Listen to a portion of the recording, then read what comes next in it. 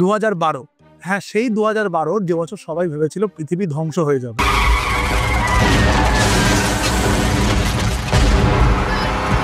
2012তেই challenge 2, আবার Byomkesh, Dutta versus দত্তর মতো বাঘা বাঘা ছবি রিলিজ করেছিল। আর সেই 2012তেই রিলিজ করেছিল ভূতের ভবিষ্যৎ। ভূত? ও আচ্ছা, ভূত বলতে আপনি কি অতীত মানে ঐতিহ্য মিন করছেন? নো স্যার, আমি ভূত বলতে ভূতই বোঝাচ্ছি। ঘোস্ট, স্পিরিট, মরণোত্তর দশা। এমন একটা ছবি যা হয়তো once in a lifetime release হয়। আজ 13 বছর পর কথা বলবো অ্যাবাউট দিস আইকনিক মুভি, আর কেন এরকম ছবি বাংলা সিনেমা আর তৈরি হবে না সেই নিয়ে। বাট তার আগে মুভি জ্যাম অ্যালার্টকে সাবস্ক্রাইব করে নাও।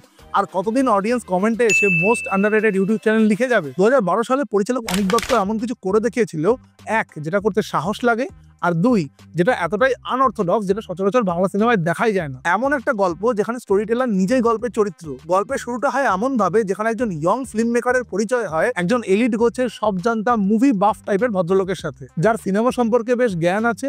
এবং সেই ভদ্রলোক আমাদের এই ইয়ং ফিল্ম মেকারকে ভূতেদের নিয়ে একটা বেশ মজার গল্প শোনায়। আমার কাছে কিন্তু একটা জব্বর সিনেমার জন্য গল্প আছে। একসময় এসব নিয়ে ভাবতাম তো, বাজিয়ে দেখতে পারেন, লেগে গেলেও যেতে পারে, শুনবেন। আর সিনেমার শেষে জানা যায় যে সে নিজেও একটা ভূত এবং সেই গল্পেরই একটা চরিত্র। এই ভদ্রলোক যে সমসাময়িক নয় সেটা কিন্তু পরিচালক বিভিন্ন হিন্ট ড্রপ করে আমাদের আগেই বুঝিয়েছে। বাট ন্যাংটা জারু এখনো পাওয়া যায়?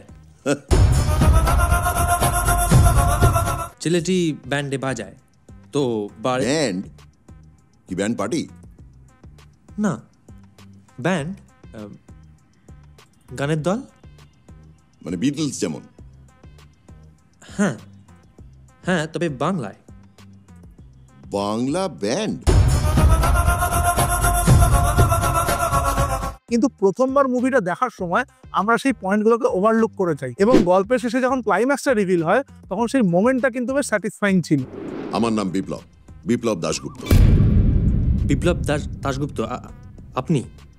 আগে হ্যাঁ। তবে ভূতের ভবিষ্যৎকে যে জিনিসটা আর 5টা ভূতের সিনেমার থেকে আলাদা করে সেটা হলো এর ফিয়ারলেস অ্যাপ্রোচ, তৎকালীন সমস্যা বা ঘটনাগুলোকে ক্রিটিসাইজ করার। স্টোরি লাইনটা কলকাতার পুরনো ভিনটেজ অথবা হেরিটেজ বিল্ডিং গুলোর যে একের পর এক ডিমলিশন হচ্ছে সেই ঘটনাটাকে খুব স্যাটারিক্যাল ওয়েতে সমালোচনা করে। একের পর এক ভূতেরা যেমন থাকার ঘর হারাচ্ছে সেরকমই বাংলা ও বাঙালির ঐতিহ্যও তো আস্তে আস্তে হারিয়ে যাচ্ছে। আবার এরই প্যারালালে ভূতের জায়গায় মধ্যবিত্ত অথবা নিম্নবিত্ত শ্রেণীকে বসালেও তো একই ঘটনা দাঁড়ায়, যেখানে বস্তি, পাড়া, বাপদাদার পুরনো বাড়ি ঘর ভেঙে গুড়িয়ে বেড়ে উঠছে কংক্রিটের জঙ্গল। এই ছবির প্রত্যেকটা ক্যারেক্টার আইকনিক, প্রত্যেকের সোশিও ইকোনমিক ব্যাকগ্রাউন্ড আলাদা, যেটা এই ছবির রিচনেস আর ডাইভার্সিটিকে দেখায়। তাদের প্রত্যেকের ডায়ালগ, এক্সপ্রেশন, এক্সপিরিয়েন্স কোলাইড করে যে ক্যাওটিক এনভায়রনমেন্টটা তৈরি হয়েছিল সেটা কিন্তু মানুষের মনে থেকে গেছে এত বছর পরেও। প্রত্যেকের চিন্তাধারা আলাদা, ফিলোসফি আলাদা, তাদের ডায়ালগ, কথাবার্তা, চলাফেরার মধ্যেও কিন্তু সেই রেফারেন্সগুলো রয়েছে। আমার কাছে গান is an attitude, is a statement.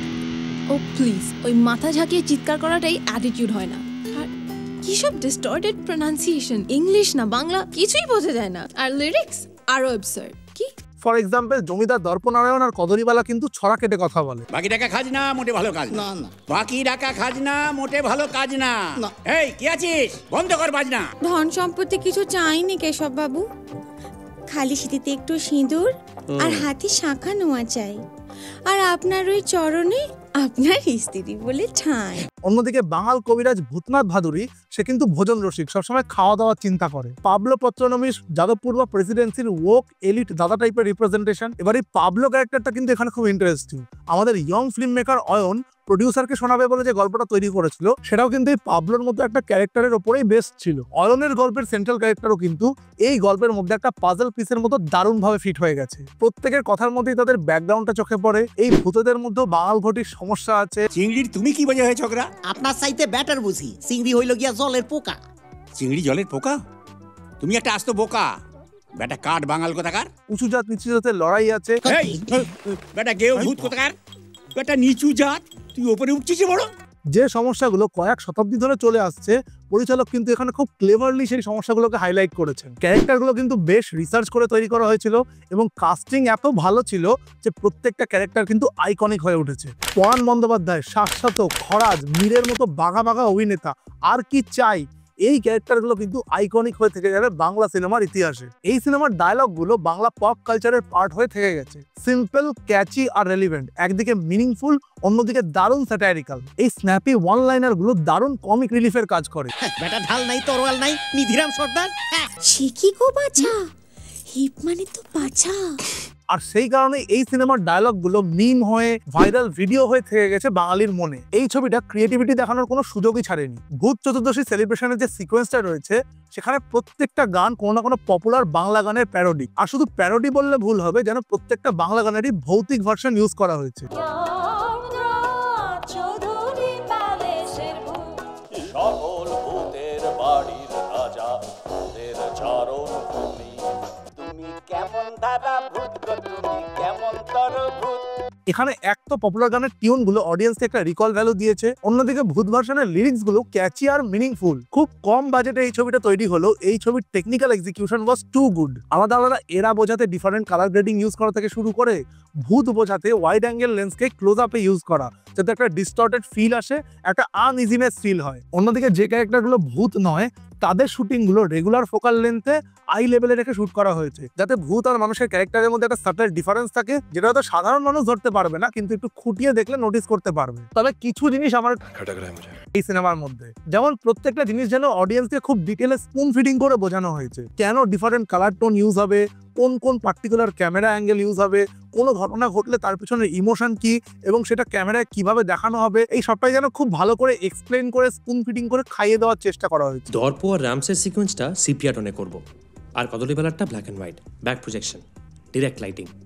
প্রত্যেকটা ক্যারেক্টারের দুটো করে শ্যাডো পড়তো হাতে আঁকা আকাশের ব্যাকড্রপের উপরে।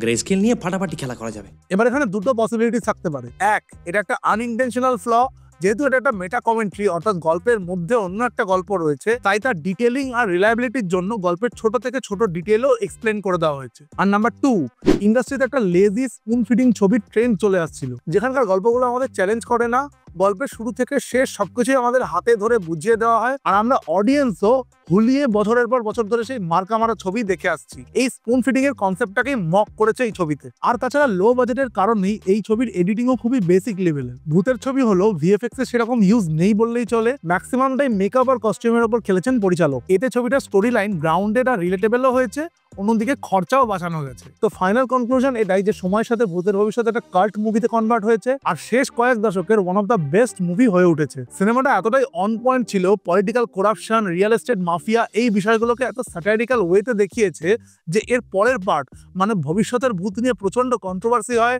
সিনেমাটা ঠিক করে হলে চলতেও দেওয়া হয়নি, এমনকি ব্যান করে দেওয়া হয়। এটাই হয় যখন কোনো ফিল্ম মেকার নিজের ক্রাফটের মধ্যে রিয়েলিটি দেখায়, তখন তাকে ব্যান খেতে হয়, তার ছবি হল থেকে নামিয়ে দেওয়া হয়। এনিওয়েজ, ভূতের ভবিষ্যৎ দেখা তোমাদের এক্সপিরিয়েন্স কি ছিল কমেন্ট করে জানাও। দুই পৃথিবী রিভিজিট করার সময় ওই মুভিটা রিলেটেড অনেকের পার্সোনাল স্টোরি জানতে পেরেছিলাম। ভূতের ভবিষ্যৎ নিয়েও যদি তোমাদের সেরকম কোনো পার্সোনাল স্টোরি থাকে সেটা কমেন্ট করে জানাও আমাকে। আর যদি তুমি না চাও তোমার বন্ধু তোমাকে কে রে শান্তি গোপাল বলুক, তাহলে সাবস্ক্রাইব